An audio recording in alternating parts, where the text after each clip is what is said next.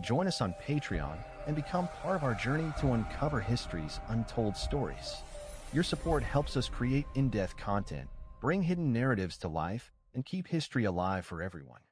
In the highlands of Ethiopia, hidden in ancient monasteries carved from stone and sheltered by centuries-old traditions, lies one of the world's oldest and most complete biblical canons, a text so vast and so distinct from what most Christians know today that its very existence forces a reevaluation of the biblical narrative as we know it.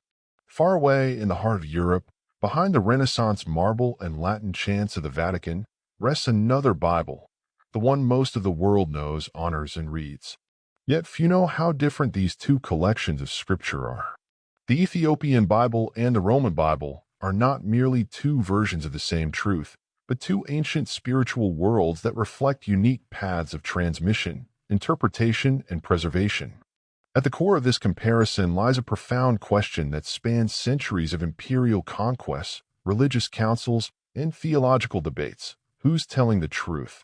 To understand the Ethiopian Bible, we must go back before the Council of Nicaea in 325 CE, before the creeds were fixed and theological disputes buried under the consensus of Roman bishops.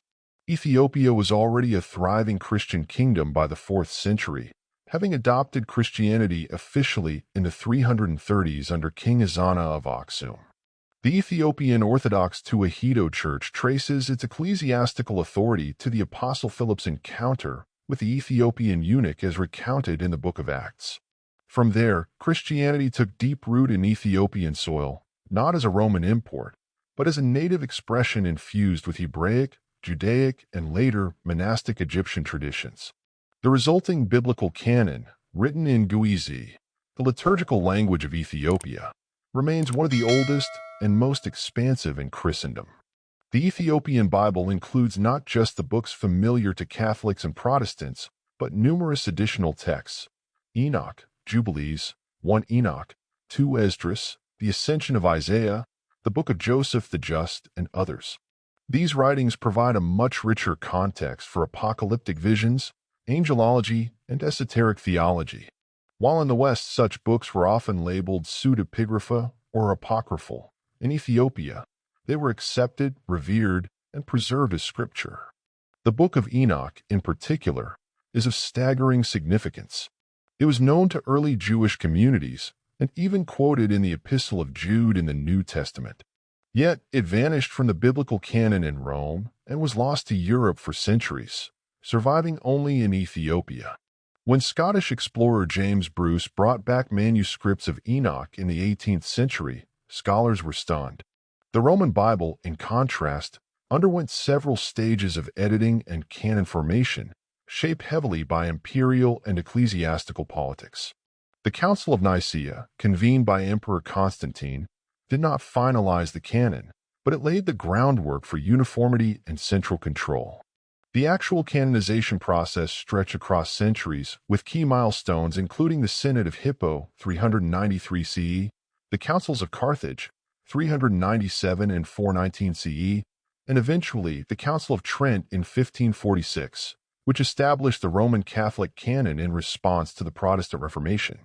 In this process, many ancient writings were excluded, sometimes for theological reasons, sometimes because they did not conform to emerging orthodoxy, and sometimes because their origin was not Roman. The Protestant Reformation further truncated the canon by removing the deuterocanonical books, texts like Tobit, Wisdom of Solomon, and 1 and 2 Maccabees. Thus, the version of the Bible held by most Western Christians today is not only smaller than the Ethiopian Bible, but is also younger and more theologically filtered. The Ethiopian canon, by contrast, represents an earlier snapshot of Christian scripture, preserved without the same degree of imperial intervention. One of the major theological implications of this divergence lies in the doctrine and character of angels and demons, the afterlife, and the cosmic structure of heaven. The Ethiopian Enoch presents a universe teeming with layers of heaven, angelic hierarchies, and primordial beings whose stories are missing from the Roman canon. In the West, this knowledge was pushed to the margins, surviving only in Gnostic circles or hidden within the writings of medieval mystics. The Ethiopian tradition, however, preserve these narratives not as esoteric speculation, but as core elements of faith. Critics might argue that the Ethiopian canon is expansive to the point of dilution. Others may suggest that the Roman canon represents the best of early Christian thought, refined through debate and consensus. But such arguments often overlook how knowledge was shaped by power. The Roman Empire's theological dominance meant that certain texts, especially those linked to Jewish mysticism or non-European traditions, were deliberately excluded. Ethiopia, geographically isolated yet spiritually rich, became a living time capsule of early Christianity untainted by Rome's ecclesiastical politics. Another striking aspect is the preservation method. While the Vatican preserved its Bible through scholarly copying and monastic transmission, Ethiopia's preservation included oral traditions, illuminated manuscripts, and stone churches where monks memorized entire books.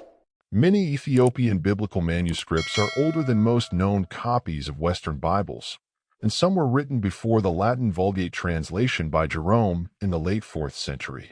The Vatican, despite its wealth and global reach, cannot lay claim to such a continuous indigenous tradition untouched by major schisms like the East-West split or the Reformation. So, who is telling the truth? That depends on what one means by truth.